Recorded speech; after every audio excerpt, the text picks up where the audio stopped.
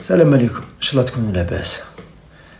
يقولون أن الرجولة لا تؤخذ من أفواه النساء، ونفس الشخص كي تقول لك امرأة أنت ماشي راجل تزعف. على تزعف خويا؟ ياك ماشي هي اللي لا تؤخذ من أفواه النساء، أنت كي تقول لك أنت ماشي راجل تزعف.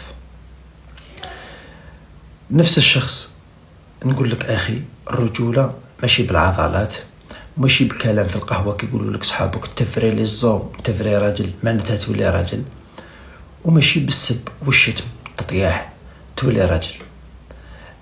سيفري المرأة لا تعطيك الرجولة، لكن تكتشف أنك أنت راجل ولا ماشي راجل. بس انت كي تروح تقعد في القهوة وصحابك وتقول لهم أنا لي الزوم وأنا كدا وأنا كدا، وتدخل للدار ماشي مسؤول، تضرب مرتك، حاقرها، انت ماشي راجل. هي اول انسان يقدر يعرف انت راجل ولا ماشي راجل. المرأة ما يخلعوهاش لا عضلات، لا صوت عالي، لا جونسي باك، ولا انا للزوم.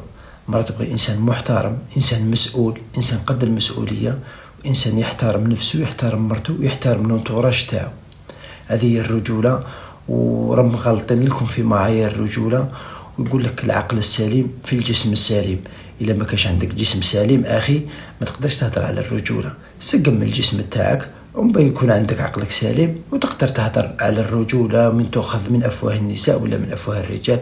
وأنا من هذا المنبر نقول لك الرجولة تؤخذ من أفواه النساء، لأن المرأة هي أول من يكتشف أنك أنت راجل ولا ماكش راجل. هذا ما كان. شو على بالي نتوما في بعضكم تقعدوا نتوما للزوم انت راجل تامنا. لا يا اخي، ماشي هكذاك تقاس الرجوله، ماشي هذيك، ماشي صاحبك اللي يكتشف انت راجل ولا ماشي راجل. المراه اللي عايشه معك هي اول من يكتشف انت راجل ولا ماشي راجل. المهم صحة فطوركم، السلام عليكم.